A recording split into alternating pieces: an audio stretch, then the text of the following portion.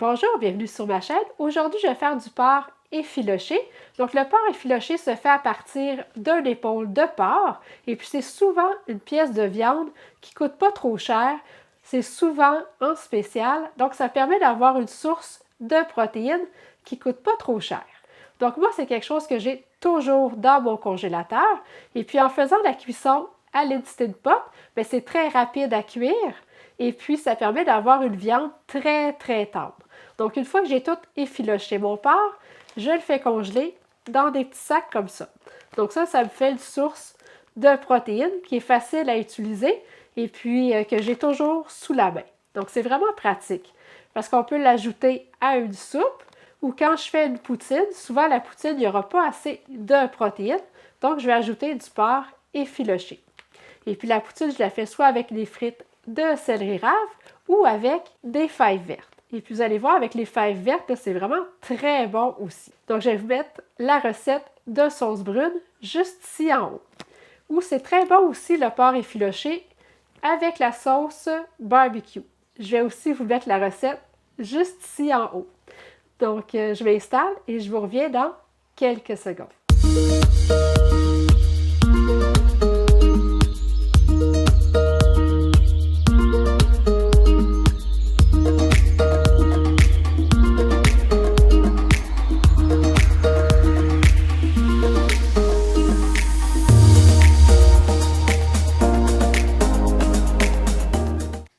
Donc, je vais commencer par faire la marinade sèche.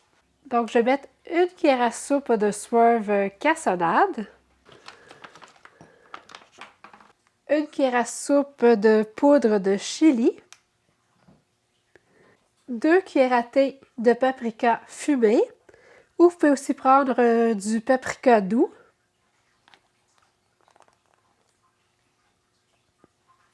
une cuillère à thé de poudre d'ail, une cuillère à thé de poudre d'oignon, une cuillère à thé de cumin, une demi-cuillère à thé de sel,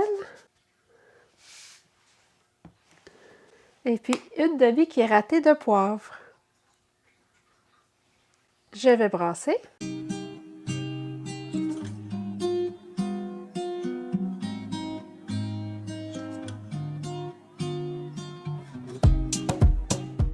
Je vais bien enrober mon épaule de porc de la marinade sèche. Donc du mélange d'épices que je viens de faire. Et puis je vais frotter là, pour faire pénétrer la marinade sèche dans la viande.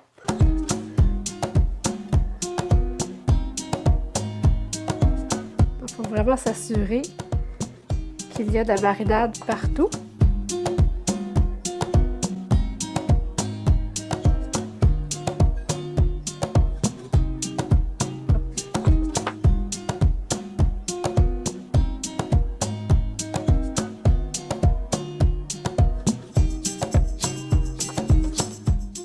Je vais appuyer sur sauter. Je vais mettre de l'huile.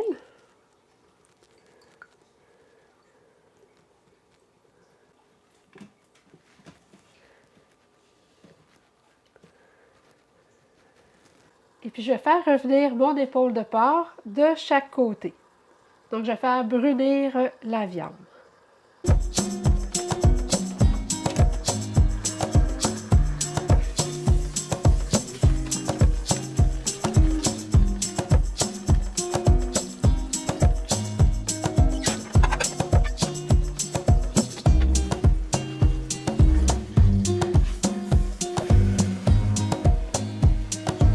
Donc, c'est environ 4 minutes de chaque côté. Donc, on veut que la viande brunisse, mais on ne veut surtout pas faire brûler la marinade sèche, donc la couche d'épices qu'on a mis sur le dessus. Donc, quand la viande est bien dorée, je vais appuyer sur Cancel. Je vais mettre une tasse d'eau. Et puis, une cuillère à thé de fumée liquide. Mais c'est optionnel. Si vous n'en avez pas, c'est pas grave. C'est juste que la fumée liquide va donner un bon goût de fumée à ma viande. Donc, une cuillère à thé. Donc, je vais mettre le couvercle.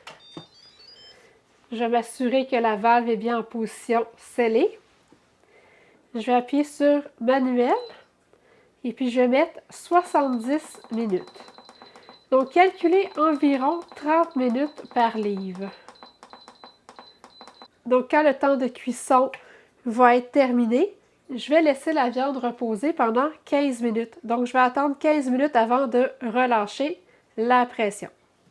Donc, ça fait 15 minutes que la viande repose, donc je vais pouvoir relâcher la pression. Donc, n'oubliez pas d'appuyer sur Cancel pour arrêter la cuisson.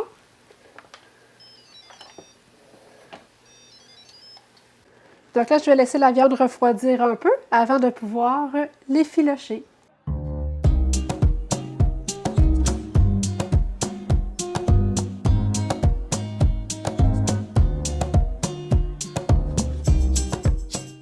Et puis, chaque portion va contenir 17 g de lipides, 0 g de glucides et puis 30 g de protéines. Donc, je vais filtrer le liquide qu'on obtient dans le fond de l'Edited Pot. Je vais mettre ça au réfrigérateur pour toute une nuit. Et puis, le lendemain matin, je vais obtenir une belle couche de gras solide sur le dessus de mon bouillon. Ça va être très facile de retirer le gras. Donc ici, malheureusement, j'ai déjà commencé à enlever la couche de gras. Je n'avais pas remarqué que je n'avais pas bien appuyé sur le bouton pour enregistrer sur ma caméra, mais vous allez quand même comprendre le principe. Donc là, vu que c'est une viande d'épicerie, donc ce n'est pas une viande qui a été nourrie à l'herbe, je ne vais pas garder le gras parce que c'est un gras qui va être très riche en oméga 6, donc qui va être inflammatoire. Et puis moi, j'évite tout ce qui peut causer de l'inflammation. Mais si ça aurait été une viande nourrie à l'herbe, j'aurais pu garder le gras. Donc, regardez le beau bouillon qu'on obtient. C'est un bouillon là, très gélifié, donc qui contient beaucoup de collagène. Donc là, vous pouvez tout simplement le boire, mais il va falloir le diluer avec un peu d'eau parce que c'est quand même très goûteux et puis des fois, c'est très salé, donc juste l'ajuster avec de l'eau. Mais moi, je m'en sers pour faire la sauce brune. Donc, avec ce bouillon-là, on obtient là, vraiment une savoureuse sauce. Ça n'a rien à voir avec la sauce qu'on peut faire avec du bouillon en boîte. Donc, avec ce bouillon-là, ça change complètement la saveur de la sauce. Et puis, quand j'utilise ce bouillon-là pour faire la sauce, je ne mets pas la sauce soya parce que c'est un bouillon qui est déjà très goûteux et très salé. Donc, on n'a pas besoin d'ajouter de sauce soya. Et puis, des fois, il faut que j'ajoute un peu d'eau si je ne veux pas que la sauce soit trop salée.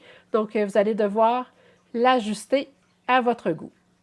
Donc, tantôt, je vous ai parlé que j'aimais bien faire de la poutine avec le porc effiloché.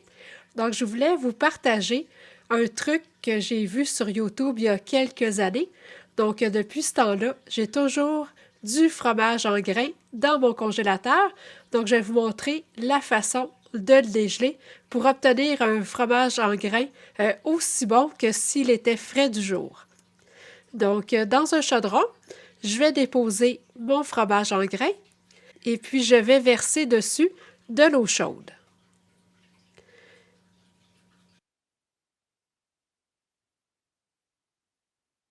Et puis, je vais mettre le couvercle. Et puis, ça va être important de régulièrement sortir le sac de l'eau chaude et puis de séparer les grains.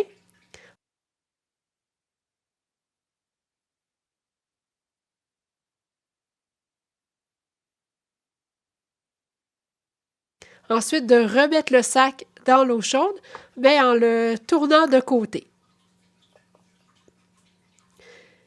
Donc, après 10 minutes, l'eau ne sera plus suffisamment chaude, donc on va jeter l'eau et puis on va remettre de l'eau chaude.